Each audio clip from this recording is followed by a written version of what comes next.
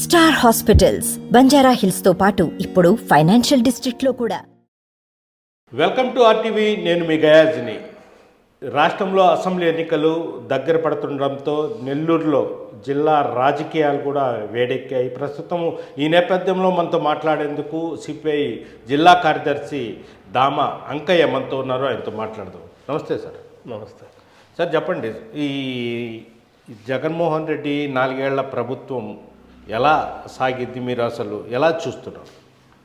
జగన్మోహన్ రెడ్డి గారి 4.5 సంవత్సరాల పాలన అత్యంత క్రూరంగా రాక్షసంగా సాగిందనేది చాలా స్పష్టంగా అర్థమవుతుంది.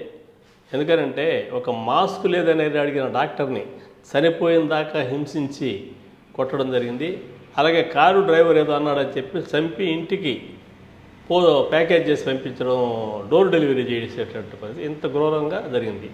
అట్లాగే ఎస్సీ ఎస్టీల మీదనే ఎస్సీ ఎస్టీ అట్రాసిటీ కేసు పెట్టినటువంటిది బహుశా భారతదేశ చరిత్రలో ఎక్కడా కూడా లేనటువంటి అంశాలు. అంటే రాజ్యాంగానికి వ్యతిరేకంగా, ప్రజలకు వ్యతిరేకంగా అత్యంత క్రూరంగా ఏమైతే నాకు ఇష్టమైతే నేను ఏమి చేస్తే అది చెల్లుతుందనే పద్ధతుల్లో వ్యవహరించడం జరిగింది. 1. 2, మన రాజధాని అనేది లేకుండా చేశాడు పూర్తిగా. ఆనాడు రాజధాని ఉండాలా, మనకి 50,000 ఎకరాలు కావాలని చెప్పినటువంటి జగన్మోహన్ రెడ్డి గారు తన అధికారంలోకి వచ్చిన తర్వాత రాజధానికి ఉన్నటువంటి దాన్ని లేకుండా చేయడం కాకుండా వాళ్ళని నానా హింసలు పెట్టి ఇబ్బందులు పెట్టాడు. ఏదైనా మనకి రాష్ట్రం, రాజధాని లేని రాష్ట్రం ఏదైనా ఉందంటే ఒక ఆంధ్రప్రదేశ్ మాత్రం. ఒక మాట చెప్పాలంటే గిన్నిస్ బుక్లో కూడా ఈరోజు ఒక చర్చ వచ్చింది. ఏమిటంటే రాజధాని లేని రాష్ట్రం కానీ రాజధాని లేని దేశం కానీ ఉందంటే అది ఒక ఆంధ్రప్రదేశ్ అని చెప్పిన పరిస్థితికి వచ్చిందనమాట. ఇంతటి ఇప్పుడు ప్రపంచం మొత్తం చాలా వెలుగులు ఉండి అభివృద్ధి చెంది చాలా ముందు చూపుతూ ఉంటే ఇంత దిగజారినటువంటి అంశాలు ఒక్కొక్కన జరుగుతూ ఉంటాయి. 2వ అంశం ఏంటంటే ఉద్యోగస్తులు వాళ్ళకి సంబంధించినటువంటి సిపిఎస్ లాంటి నువ్వు ఇచ్చిన హామీల మేరకు అమలు చేయబోయంటే వాళ్ళని లోపలేయటం లేదా ఇంటికి వెళ్ళి అరెస్ట్ చేయడం. బహుశా మన అంబేద్కర్ రాసిన రాజ్యాంగంలో ప్రధానంగా ఏంటంటే వాక్ స్వాతంత్రం ఉంది. నాకు ఇబ్బంది జరిగితే పలానా కారణం చేత పలానా ఇబ్బంది జరిగింది, ఇది అన్యాయం అని చెప్పని బజార్లో చెప్పుకునే స్వేచ్ఛ ఉందన్నమాట. నీకు ఆ స్వేచ్ఛ కూడా ఉండదయ్యా, నాకు 2 నెలల నుంచి జీతాలు రాలేదు, రాజ్యాంగబద్ధంగా నేను పనిచేశాను, నా జీతం ఇవ్వడానికి ఎందుకు ఇవ్వలేదని అడగడానికి విజయవాడ పోతామంటే నువ్వు పోవడానికి లేదా అని చెప్పని లోపలేసేటటువంటి పరిస్థితి ఉందంటే బహుశా ఇంతకంటే బహుశా రాజులు కానీ మన వాళ్ళు అంటుంటారు నవాబులని రాజపుత్రులని వాళ్ళని వీళ్ళని, అంతకంటే క్రూరంగా ఘోరంగా మన వ్యవస్థ ప్రస్తుతం జగన్మోహన్ రెడ్డి గారి కాలం నడుస్తుంది. దానికి ఏమాత్రం తీసుకోకుండా బీజేపీ కూడా సెంట్రల్లో ఈయన పూర్తిగా సపోర్ట్ ఇస్తూ ఉంది. ఇప్పుడు ఎగ్జాంపుల్, రాష్ట్ర వ్యాప్తంగా అంగన్వాడీలు అంటే వాళ్లకు 10,000 రూపాయలు నెలసరి ఇది. అదేవిధంగా ఆయాలకు 7,000 రూపాయలు. సుమారు 8 నెలల నుంచి వాళ్లకు అద్దెలు కూడా చెల్లించలేని పరిస్థితి. అంటే ఈ రోజుకి 13 రోజులు అనుకుంటా. అంగన్వాడీలకు సిపిఐ ఎలా మద్దతు? పూర్తిగా ఇప్పుడు ఈ సమ్మె జరిగేదంటే ఏఐటీసీ, సిఐటియు, ఏఐఎఫ్టియు యూనియన్ల యొక్క సంఘాలు సమ్మెలో పాల్గొన్నాయి. ప్రధానంగా జగన్మోహన్ రెడ్డి గారు నేను అధికారంలోకి వస్తే వీటిని చాలా ఎక్కువ చేస్తానని చెప్పని, మీకు మెరుగైనటువంటి జీవన ప్రమాణాలు కలిగిస్తానని చెప్పినటువంటి ఆయన మెరుగైన జీవన ప్రమాణాలు దేవుడు వరకు 6 నెలలు, 3 నెలలు, 4 నెలలు మధ్యాహ్నం భోజనం పథకంలో పనిచేసిన వాళ్ళకి ఆ గుడ్లు డబ్బులు కానివ్వండి, లేకుంటే సాంబార్కి సంబంధించిన పప్పు దినుసులు సామాన్లు కానీ ఇవ్వకుండా ఇబ్బంది పెడుతున్నాడు.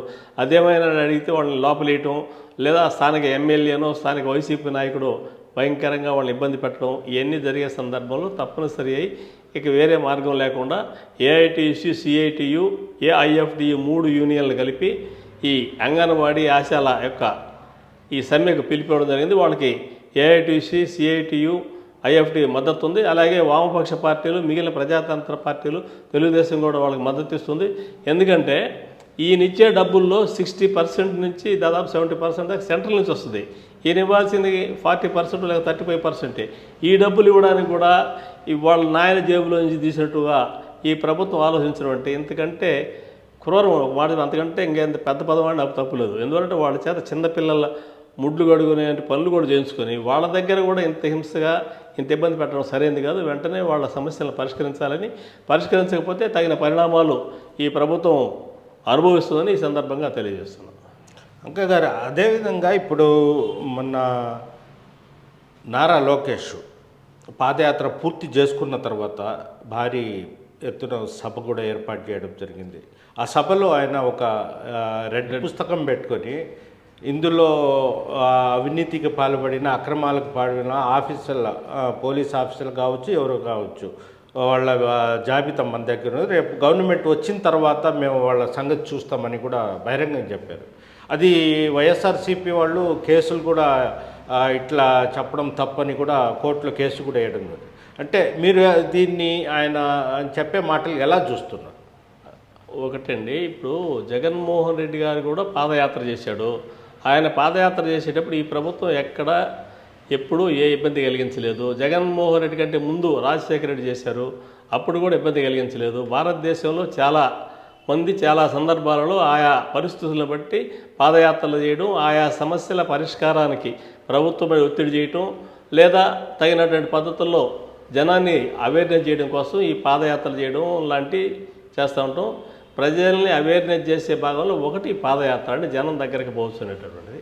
ఆ సందర్భంలో యువగళం అనేటటువంటి పేరుతోటి లోకేష్ చేస్తున్నటువంటి యాత్ర మన రాష్ట్రంలో జరుగుతున్నటువంటి ప్రధానమైన అంశాలు ఏంటంటే యువకులకు ఉద్యోగాలు ఇస్తామని చెప్పి ఉద్యోగాలు ఇవ్వకుండా ప్రతి జనవరి 1వ తారీఖున ప్రకటిస్తానని పెద్ద మనిషి ప్రకటించకపోతే తప్పనిసరి అయి ఈ రాష్ట్ర యువజనుల కోసం, యువజనుల అభివృద్ధి కోసం, యువకుల అభివృద్ధిని ముందుకు తీసుకెళ్ళడానికి యువజనులు, విద్యార్థుల్ని చైతన్యవంతపరుస్తూ తన యొక్క పాదయాత్రను చేస్తుంటే అనేకమైన అడ్డంకులు కల్పించారు.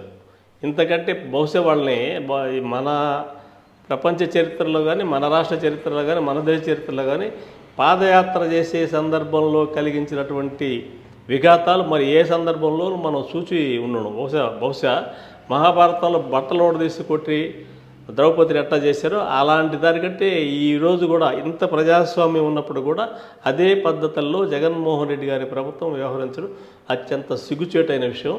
అదే సందర్భంలో ఐఏఎస్ అధికారులు, ఐపీఎస్ అధికారులు రాజ్యాంగబద్ధంగా వాళ్లకున్న హక్కుల మేరకు వాళ్ళు పనిచేయాల్సింది పోగొట్టి వాళ్ళు జగన్మోహన్ రెడ్డి మెప్పు కోసం, లేదా ప్రభుత్వం మెప్పు కోసం, లేదా స్థానిక ఎమ్మెల్యేల మెప్పు కోసం అత్యంత అడ్డగోలుగా వ్యవహరించినారు. ఈ అడ్డగోలుగా వ్యవహరించిన అనేక అంశాలు మనం పరిశీలిస్తే మన జిల్లాలో కూడా 4-5 కేసులు మనం కావల్లో ఒకటి ఉంది. అయ్యా ఇళ్ల స్థలం అమ్మమన్నారు. అయ్యా నా ఇల్లు అమ్మనన్నందుకు ఎస్సీ ఎస్టీ అతన్ని ఇబ్బంది పెట్టి అతను చేపల చెరువు నీళ్ళు లేకుండా చేసి అతను సరిపోయేటట్టు చేశారు. అట్లాగే ఒక ఎస్సీ అమ్మాయిని రేపు జరిగింది నెల్లూరు జిల్లా కొండాపురం మండలంలో.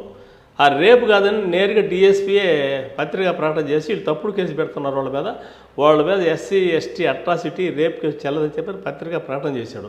తర్వాత ప్రజా సంఘాలు మేమందరం పోరాటం చేసిన తర్వాత డాక్టర్లు పరీక్ష చేసిన తర్వాత ఈ అమ్మాయి రేప్ చేయబడదని డాక్టర్లు చెప్పిన తర్వాత అప్పుడు పేరు మార్చి తాత్కాలికమైన కేసులు పెట్టే పరిస్థితిలో ఈ పోలీసులు దిగజారి వ్యవహరిస్తున్నారు.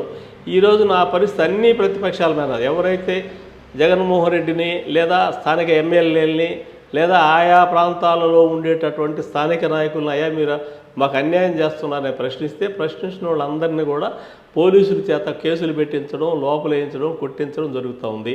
ఈ పరిస్థితుల్లో లోకేష్ పాదయాత్రలో అది ఇంకా క్రూరమై ఎక్కువై చాలా తీవ్రమైంది. ఆ పరిస్థితుల్లో లోకేష్ తన పరిశీలన అంటే తన పాదయాత్రలో వచ్చినటువంటి అంశాలని, దానికంటే ముందున్న అంశాలని పరిశీలించిన తర్వాత ఈ పోలీసుల వ్యవహారం తప్పుడుగా ఉంది, రాజ్యాంగబద్ధంగా వ్యవహరించడం లేదు, రాజ్యాంగం వాళ్ళకి ఏ హక్కుల్ని కల్పించిందో ఆ హక్కులను చేస్తే మనం ఎవరు తప్పుపట్టాల్సిన అవసరం లేదు, రాజ్యాంగ విరుద్ధంగా రాజ్యాంగాన్ని కాపాడవలసిన అధికారులే రాజ్యాంగాన్ని నిర్వీర్యం చేసే పరిస్థితులు వ్యవహరిస్తున్నాడు. కాబట్టి తప్పనిసరి అయి రాజ్యాంగ రక్షణ కోసం లోకేష్ చేసినటువంటి రెడ్ బుక్ చాలా న్యాయసమ్మతమైంది. అది ప్రకటించడం కూడా ప్రజాస్వామ్యంలో చాలా అవసరం కూడా ఉంది. ఎందుకంటే ప్రభుత్వం చేస్తున్నటువంటి లేదా ప్రభుత్వానికి అనుకూలంగా రాజ్యాంగ విరుద్ధమైన అంశాలను చేస్తున్నటువంటి ప్రభుత్వ అధికారులందరికీ హెచ్చరికలాగా ఉంటుంది. దాన్ని తెలియజేయడం అనేది, ఆ విధంగా రెడ్ బుక్ను ప్రకటించడం అనేది లోకేష్ చాలా మంచి పని చేశారు.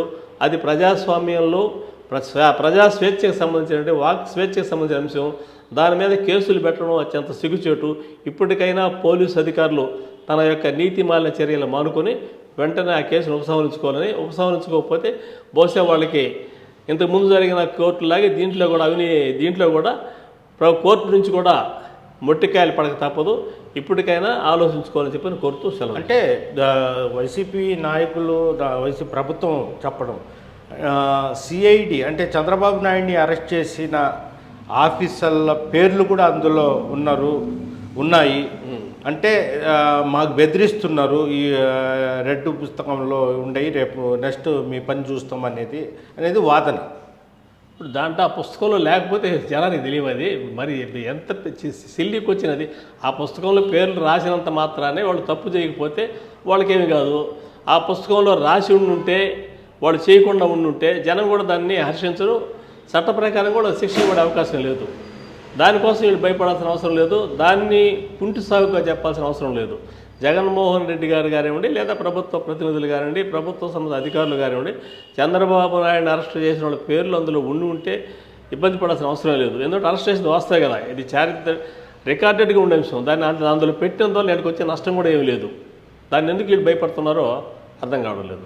2024 ఎన్నికల్లో తెలుగుదేశం పార్టీ, సిపిఐ, జనసేన కలిసి పోటీ చేయాలని, అంటే ఇప్పటి వరకు ప్రయాణం మాత్రం అట్నే సాగుతూ ఉంది. మధ్యలో బీజేపీది కూడా పొత్తు కలుపుకుంటే సిపిఐ మీ పార్టీ ధోరణి ఎలా ఉంటుంది, మీ నిర్ణయాలు ఎలా ఉండబోతాయి?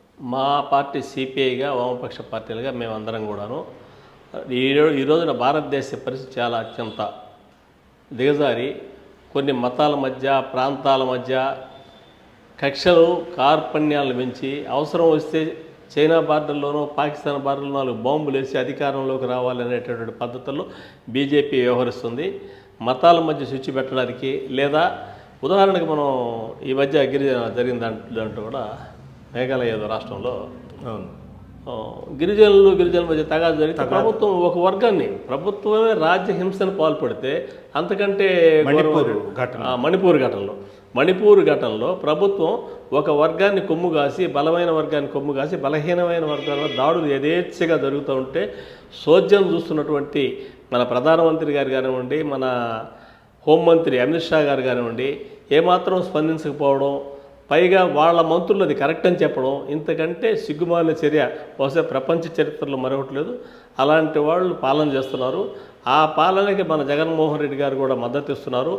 ఇలాంటి ఇద్దరిని కూడా, అంటే రాజ్యాంగబద్ధంగా ఉండేటటువంటి రాజ్యాంగబద్ధంగా పాలించకుండా ఉండేటటువంటి ప్రభుత్వాలు నేడు అధికారంలో ఉన్నాయి.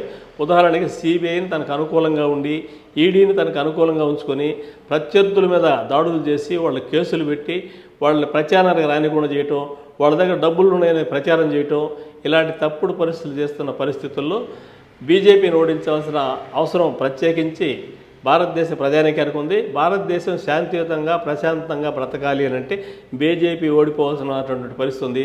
అలాంటి పరిస్థితుల్లో బీజేపీని ఓడించేటటువంటి అన్ని పక్షాలను కలుపుకొని ఇండియా కూటమి అనేది ఒకటి ముందుకు వచ్చింది. ఇండియా కూటమికి సంబంధించిన భాగంలో Indian national development inclusive alliance అనమాట. ఈ అలయన్స్ అనేది వచ్చిన తర్వాత నరేంద్ర మోడీ భయపడి భారతదేశం పేరే మార్చుకోవాల్సిన పరిస్థితి కలిగిందనమాట. ఇలాంటి పవర్ఫుల్ ఎషన్స్ తీసుకొచ్చి జనం ముందుకు తీసుకెళ్లే పరిస్థితులు, ఇవన్నీ కూడా అధికారంలోకి వచ్చే పరిస్థితుల్లో ఉన్న ప్రస్తుత పరిస్థితుల్లో జగన్మోహన్ రెడ్డి లాంటి వాళ్ళు కూడా ఓడించాల్సిన పరిస్థితి ఉంది. కాబట్టి మన రాష్ట్రంలోనూ మన దేశంలోనూ ఇద్దరిని ఓడించడానికి కావాల్సిన అన్ని శక్తులతో కలిసి సిపిఐ ముందుండి అలయన్స్ పెట్టుకుని ఎన్నికలు వెళ్తుందని చెప్పని తెలియజేస్తున్నాం. సార్, నిన్న కూడా జేడీ లక్ష్మీనారాయణ, ఇప్పుడు జగన్ కేసు చూసిన అతను, కొత్తగా పార్టీ కూడా పేరు కూడా ప్రకటించారు. మేము అప్పు చేయము, తప్పు చేయము, ఈ రెండే యువతని ప్రోత్సహించి ముందుకెళ్తామంటున్నారు. మీరు ప్రత్యేక హోదా మీరు ఆ పార్టీని కూడా ఎలా చూస్తారు? మన భారత ప్రజాస్వామ్యంలో ఎవరికైనా పార్టీ పెట్టుకునే స్వేచ్ఛ ఉంది. పార్టీ పెట్టుకోవడానికి తప్పుపట్టాల్సినటువంటి అంశం అయితే ప్రస్తుతానికి లేదు. ప్రస్తుతం మన రాష్ట్రంలో కానీ మన దేశంలో కానీ ఒక వేవ్ వచ్చేసింది. ప్రభుత్వం చేస్తున్న తప్పుడు విధానాలకు వ్యతిరేకంగా ఎవరైతే బలమైన పరిస్థితుల్లో ఉన్నారో వాళ్ళకి అనుకూలంగా ఉండి వాటిని ఓడించవలసిన పరిస్థితి కావాలని చెప్పిన దేశంలోనూ అనుకుంటున్నారు, మన రాష్ట్రంలోనూ కూడా అనుకున్నారు. అంటే రెండే వర్గాలు, ఒకటి ప్రభుత్వం, దాన్ని సపోర్ట్ చేసే వర్గాలు, ప్రభుత్వం చేత హింసించబడి, ఇబ్బంది పడి, ప్రభుత్వం చేత తొక్కివేయబడి, అణిచివేయబడ్డ వర్గాలన్నీ కూడా ఒకటై ఈ రోజున ఒక వేదిక ముందుకు రాబోతుంది. ఈ పరిస్థితుల్లో జేడీ చేసినటువంటి అది బహుశా సక్సెస్ కాకపోవచ్చు అనేది నాకున్న అభిప్రాయం. సార్, చివరిగా అంటే నెల్లూరు జిల్లాలో గతంలో నెల్లూరు రూరల్ నుంచి కూడా సిపిఐ పార్టీ పోటీ చేసిన సందర్భాలు ఉన్నాయి. అదేవిధంగా ఇప్పుడు ప్రకాశం జిల్లా నుంచి కూడా కందుకూరు కలిసింది. ఆ ప్రాంతాల్లో కూడా సిపిఐకి పట్టుంది. అంటే కొన్ని ప్రాంతాల్లో సిపిఐకి బాగా పట్టున్న ప్రాంతాల్లో మీరు 2024 ఎట్లా పోటీ మేము చేయబోతున్నారు? మన జిల్లాలో ప్రధానంగా 2-3 నియోజకవర్గాలను దృష్టిలో పెట్టుకున్నాం. అందులో ప్రధానమైనటువంటి నెల్లూరు రూరల్ మండలము, కావలి, కందుకూరుని వీటిని కూడా పరిశీలనలో పెట్టుకొని మేము మా కార్యవర్గం రేపు పండగకి ముందు వేసుకుంటాం. దాంట్లో చర్చించుకుంటాము. ఈ నెల 31న రాష్ట్ర సమితి కార్యవర్గం జరుగుతుంది. దాంట్లో కూడా నిర్ణయాలు చేసుకుని దానికి అనుకూలంగా మన జిల్లాలో కూడా ఏ ఏ ప్రాంతాల్లో అయితే బాగుంటుందో చెప్పి నిర్ణయించుకొని ఆ మేరకు మేము ఎన్నికల్లో ముందుకు పోతాం. ఇది పరిస్థితి. కేంద్రంలో బీజేపీ ప్రభుత్వం, అదేవిధంగా రాష్ట్రంలో జగన్మోహన్ రెడ్డి ప్రభుత్వాన్ని ఓడించడం తమ ధ్యేయం. అదేవిధంగా రాష్ట్రంలో సిపిఐకి పట్టున్న ప్రాంతాల్లో ఖచ్చితంగా పోటీ చేస్తుంది. అయితే జనసేన, తెలుగుదేశం పార్టీ, సిపిఐ కలిసి ప్రయాణిస్తున్న సందర్భంలో ఒక చర్చకు రావాల్సిన అవసరం ఉంది కాబట్టి ఇంకా కొంత సమయం ఉంది. ఆ తర్వాతే ఎక్కడెక్కడి నుంచి పోటీ చేస్తామనేది కూడా ఇప్పుడు పూర్తిగా విషయం తెలుస్తుందని కూడా చెప్తున్నారు. వీడియో జర్నలిస్ట్ వంశీతో గయాజ్, RTV నెల్లూరు. మరిన్ని వీడియోస్ కోసం ఛానల్ ని సబ్స్క్రైబ్ చేయండి. లేటెస్ట్ అప్డేట్స్ కోసం వాట్సాప్ ఛానల్ ని ఫాలో చేయండి. అండ్ లింక్ డిస్క్రిప్షన్ లో ఉంది.